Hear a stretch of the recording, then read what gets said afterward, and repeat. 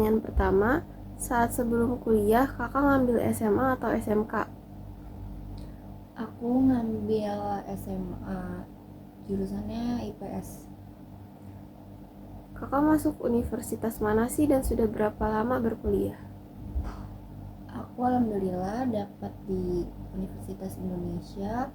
Waktu itu keterima di jalur SBMPTN tahun 2022 dan udah berkuliah selama 3 semester. Apa pengalaman pendidikan yang berkesan buat kakak? Di SMA apa di kuliah? Di keduanya juga boleh. Mungkin di kuliah kali ya, pengalaman berkesannya tuh mempelajari. Lalu, apa pengalaman pendidikan yang berkesan buat kakak?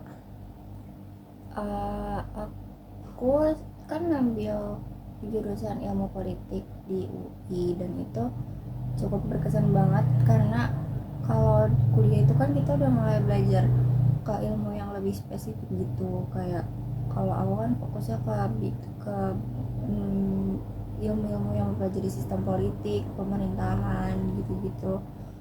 Jadi kayak menantang aja sih, kita kayak pikiran kita jadi lebih terbuka, nggak cuma terbatas pada materi-materi kayak di SMA gitu.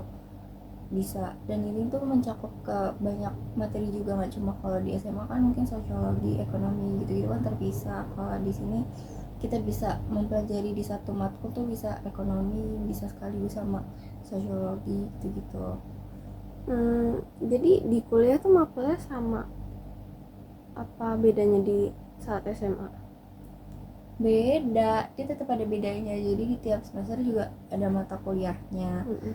Waktu semester 1 ya kayak level satunya gitu, mungkin kayak masih dasar-dasarnya, terus makin kesini kayak kalau aku di semester 1 tuh mungkin mempelajari uh, pemikiran mungkin kalau kalian pernah dengar, kamu pernah dengar sistem liberal, demokrasi gitu-gitu. Itu aku pelajarin di semester 1. Terus di semester 2 sama semester 3 ini udah mulai lebih spesifiknya.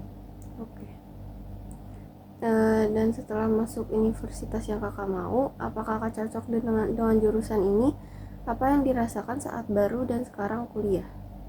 Untuk awal-awal kan masih mata kuliahnya masih dasar-dasar pas semester 1 tadi ya udah aku bilang. Makanya kayak agak menyesuaikan diri gitu.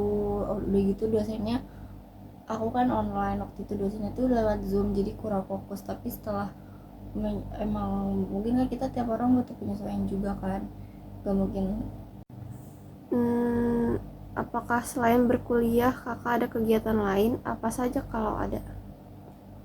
Mungkin kalau di kuliah kan kayak kita kan nanti bakalan bersiap juga ancang-ancang buat langsung ke dunia kerja ya, mungkin juga di SMK gitu.